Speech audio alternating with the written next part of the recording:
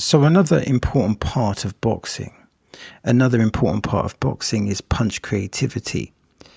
And it's important to talk about Canelo's punch creativity, and it's important to talk about Crawford's punch creativity. This can make the difference. And the first question for me is punch creativity important? And if so, why? Punch creativity is important. It's part of a fighter's identity. But another reason why it's important is because a fighter that has good punch creativity, that can be the punch that the opponent doesn't see, therefore increasing exponentially the chance of a knockout. So punch creativity has its place. And I'll give my reference, of course, one of my favorite fighters, Evander Holyfield. I remember he used to do the 3-3, which is the left hook to the body and then the left hook to the head. And then he would sometimes alternate it and he would do the left hook to the head, right hook to the body. Sorry, the left hook to the head, the right hook to the head, and then the left hook to the body. And these were interesting combinations because it's like they were deflections to set up something else. So the left hook to the body is to bring the arm down to then set up the left hook to the head. And the left hook and the right hook to the head gives an opportunity for the left hook to the body, because when you're blocking the left hook and right hook to the head, there's then that opportunity to hit the body. So it's almost like those punches are like deflections. It's almost like you're thinking, right, I want to hit this person with the left hook to the body, but I can't go through the front door. So if I can't go through the front door, I throw the left hook to the head, right hook to the head, and then that sets up the left hook to the body. And then, of course, Holyfield would often just double up with the left hook to the head. So that was his punch creativity, and that's a reference. And Canelo, of course, has punch creativity. So let's just give just three basic references. So one of the things that Canelo likes to do, I mean, ultimately, I'd say he's a counterpuncher. I'd say that that's a massive part of his identity, and he's an elite level counterpuncher. But one of the things he likes to do is he likes to throw that left hook to the body, but he throws it to the liver, and again, it sets up that left hook to the head. And that punch to the body, from what I'm told, is such a hard shot that you have to bring your hands down, and then that sets up nicely the left hook to the head. And then another more complicated combination that he does is he sets it up through phases. So he'll start with a feint, and then he'll throw the right uppercut to the head.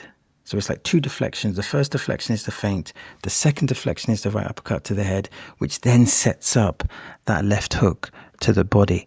So, again, it's that whole thing of body, head, body. And I think when you're working at an elite level, you do have to kind of be creative with the trajectory of your punches. And then you see what he did against in the Bivol fight.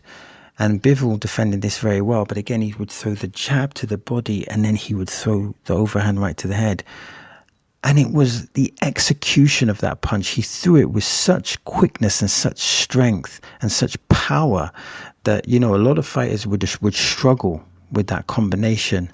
And he also likes the jab to the head, the right hook to the body, and then the left hook to the head. And again, the right hook to the body is kind of like a deflection to set up the left hook to the head. So, Canelo obviously has more punch combinations, and he does have elite level punch creativity, and it'll be interesting to see what will he have specific punch combinations for Crawford, and how will that either negatively or positively impact the fight, and will he be able to adapt?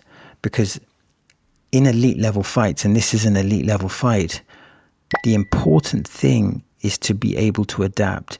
It's able to figure out the puzzle, and it's able to download the data that the fighter is presenting you, and then be able to produce a solution to that data.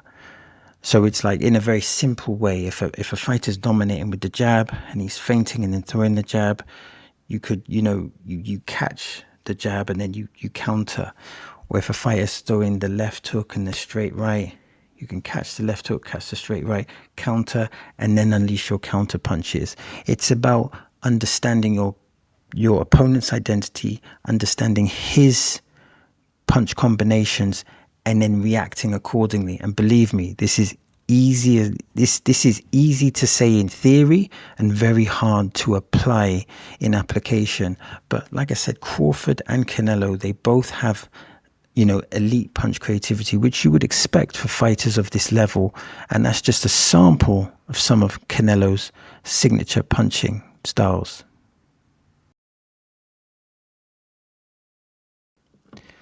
You know what? When we talk about punch creativity with regards to Terence Crawford, we have to talk about being a southpaw, because not only does Terence Crawford deliver combinations from the orthodox position, he also delivers them from the southpaw position.